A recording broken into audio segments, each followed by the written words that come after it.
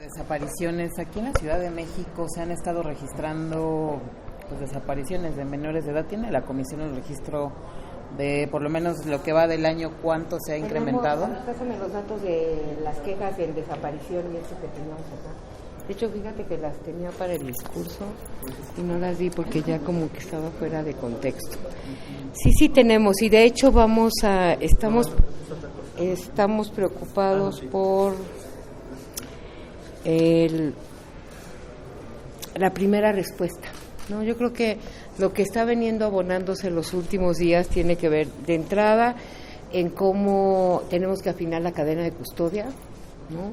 Ese es un ramo, y la otra es cómo activamos, no nada más para personas menores de edad, porque ahí tenemos la alerta AMBER, sino fíjate que sobre todo para las mayores de edad también los mecanismos de pronta búsqueda que pues están estamos viendo como fallas en esa parte, ¿no? Yo creo que las primeras, no está aquí, que me las pasen, ¿no?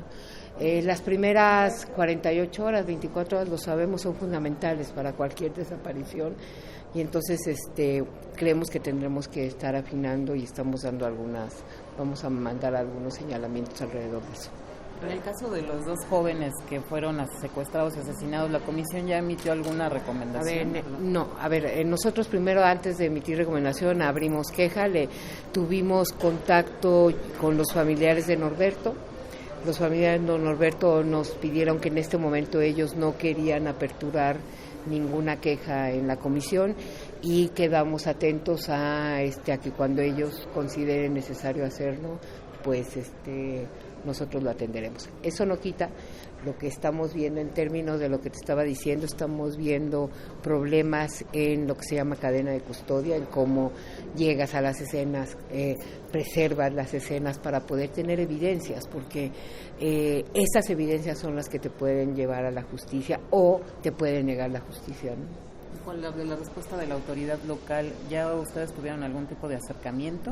Para estos casos en específico no tenemos. Para el caso de cadena de custodia es algo que reiteradamente estamos, en contacto con ellos, y vamos a, como te digo, estamos ya armando un pronunciamiento específico que tiene que ver con cadena de custodia. No, pero en la queja en términos de Norberto no está. Estamos buscando igual ya contactarnos con la del joven de ayer, y vamos a esperar a que nos diga la familia si quiere o no que la comisión nos acompañe. Ante la crisis de migrantes y que se va a venir una crisis mayor en el país y pues también aquí en la Ciudad de México, ¿cuáles son las recomendaciones que hace la comisión para proteger tanto a niños migrantes como a los mayores? Bueno, de entrada, nosotros acabamos de emitir un protocolo de atención humanitaria. Lo que nosotros decimos es, cumplamos las leyes. La ley de migración, en el caso de la ciudad, la ley de interculturalidad y movilidad, la propia Constitución. ¿Y qué nos demanda esto? Altos estándares en la atención. Y en específico en niños, es alta la detención. No es legal que los niños estén en las estaciones migratorias.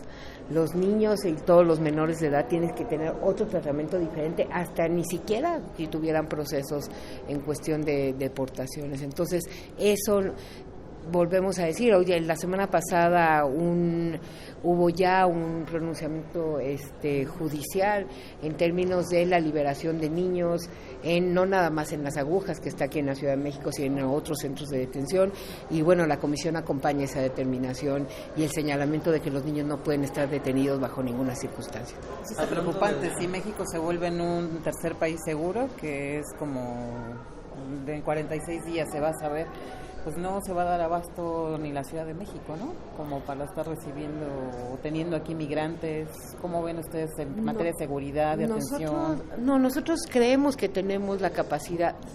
Esta ciudad, en la respuesta local de esta ciudad es diferente a la que ha dado el país entero en todos los puntos en donde ha habido migrantes.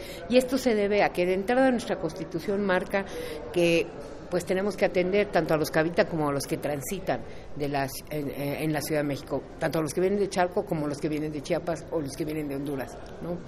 Es decir, es una parte fundamental de la Constitución, que además marca a la población migrante como una población de atención de migrantes especiales. A ver, por darte un ejemplo, tenemos en la ciudad 145 programas de bienestar social en general, más o menos, eso es lo que está reportado. De esos, 21, que son bastantes, tienen ya en sus reglas de operación, o sea, no es gasto adicional, que pueden, digamos, los migrantes, la población migrante puede hacer uso de ellos, ¿no?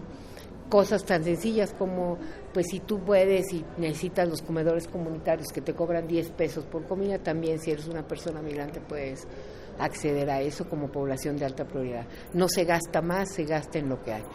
En una ciudad en donde tenemos entre los que circulan y los que viven 20 millones, la verdad es que lleguen 10,000, pues ni el Estadio Azteca nos llena, ¿no? Sí podemos. Aquí yo creo que el problema más bien es cómo este tipo de dinámicas que lo que marcan es que no gastes más, sino de lo que tienes. Como decimos los mexicanos, échale más agua. No hagas espagueti, está el arroz, el frijol nomás, échale más agua, sea realidad, ¿verdad? Y que no implique tener y desviar recursos diferentes. Lo que se ha hecho en las ciudades, no se tiene agente o no se tiene una estructura que diga, esta es la estructura que atiende a migrantes. Lo que hace la Ciudad de México en el protocolo está señalando es que activas, ¿no?, lo que hay y haces que parte de esas cosas igual sean para una atención que además es una atención emergente. Lo que tú estás planteando implica un reto más profundo. Aquí estamos hablando todavía de la ciudad en sus características de primera acogida, es decir, esta parte de tránsito, esta parte de transición, ¿no? Hay que reflexionar, y en eso estoy de acuerdo contigo, en qué va a pasar si vamos a estar como en albergues que ya no son de primera acogida, sino son un poco más permanentes, ¿no? Y ahí la clave está en inserción. Esta inserción, la clave está en el empleo. Y entonces la clave está en que si tú quieres tener y soportar algo así en una dinámica a mediano plazo, pues tendrás que tener estrategias de inserción social que empiezan con inserción laboral. Hablando de la Ciudad de México y de la Constitución de la Ciudad de México, ¿qué opinión tiene la Comisión de Derechos Humanos del Distrito Federal conforme a la reforma en el artículo 60 de la Constitución de Derechos Humanos? Bueno, mira, de entrada nosotros planteamos que había ahí tenía problemas de una redacción que permitía una interpretación que era una interpretación incorrecta. No era una ley pro invasores, no era una ley que permitiera que la gente pudiera no recuperar su departamento si no le estaban pagando la renta. No, es una ley que apoya básicamente que no haya desalojos forzados en la ciudad. No nada más, no desalojos en general, desalojos forzados, es decir, los que derivan básicamente de arbitrariedad o de una mala administración de justicia. Entonces, aquí lo que vimos en relación al artículo 60 es, ante las modificaciones que se hicieron, bajamos el nivel de protección. ¿A qué? Y acabamos de tener esta semana, ustedes lo han venido reportando, el ejemplo del edificio en el centro con estas personas adultas mayores que estaban siendo víctimas de ser desalojadas de este edificio donde tenían viviendo más de 50, 60 años. De eso estamos hablando, de ese tipo de población.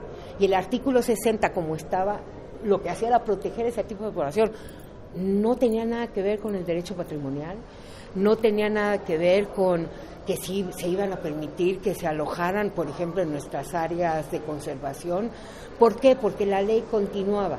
O sea, si tú tienes un debido proceso y hay una orden judicial, administrativa, dentro de el Código Administrativo y el Código Penal que señale pues que eso se tiene que desalojar, eso se tiene que cumplir.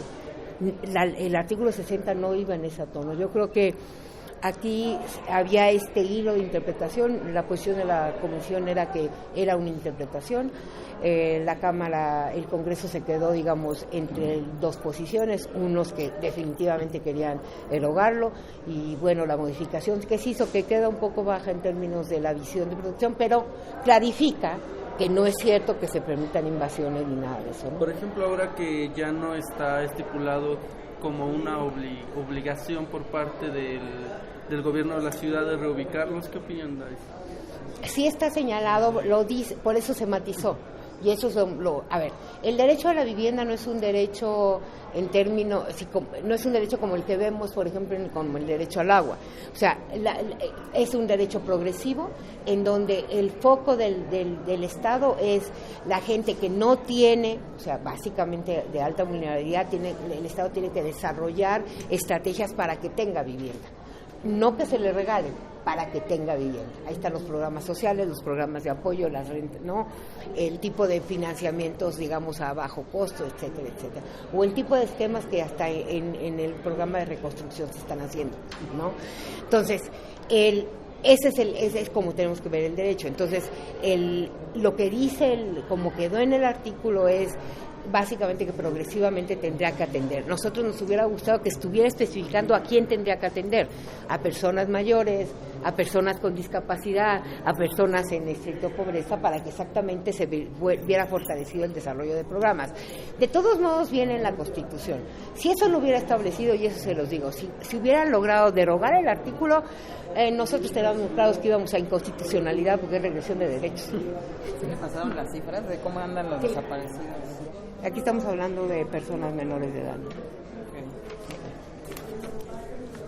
Entonces, tenemos 73, del 2010 al 2019, 73 casos de niñas y adolescentes vinculados al Centro de Atención de Personas Extraviadas y Adolescentes, el CAPEA, de la Procuraduría General de Justicia. ¿Qué es lo que las cuestiones que motivaron la queja con relación a estas 73 es la falta de información adecuada sobre las acciones a realizar o realizadas para la búsqueda y localización de niñas, niños y adolescentes, el maltrato a las personas denunciantes o falta de atención integral, esta lógica de se fue con el novio, está enojado contigo, y etcétera, etcétera. Negativa de tomar la denuncia y iniciar la tarjeta de investigación de manera inmediata, de manera súper importante. Omisiones para la determinación o implementación de medidas de protección. Negativa a realizar actos de búsqueda y localización. Intervención deficiente en casos vinculados a la sustracción por parte de familiares. Falta de articulación para la investigación de los hechos coordinados por diversas fiscalías. Negativa a iniciar la alerta AMBER, programa orientado a la difusión de personas extraviadas, deficiencias en la debida diligencia, como por ejemplo el resguardo de grabaciones y todo lo demás para poder promover la investigación. Esos son los elementos que plantean cuando hay una queja relacionada, digamos, a esta parte de falta de debida diligencia en cuestiones de extraviados. Vuelvo a repetir, ¿a qué nos llama la atención ahorita a lo que está pasando? Uno, es que sí hay que afinar los protocolos de búsqueda inmediata. ¿Por qué? Porque, bueno, ahorita tenemos una alerta AMBER que, si se acuerdan del año pasado, más o menos en mayo, por estas fechas, se cambiaron los protocolos de alerta AMBER y la tienen que, o sea, no tienen por qué irse con estos pretextos y tienen que activarla de manera inmediata.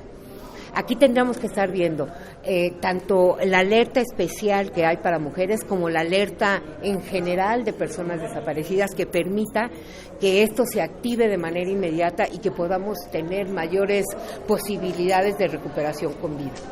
Sí, ahora ya se llevan a las niñas en el metro, ¿no? Pues yo creo que se está incrementando ya.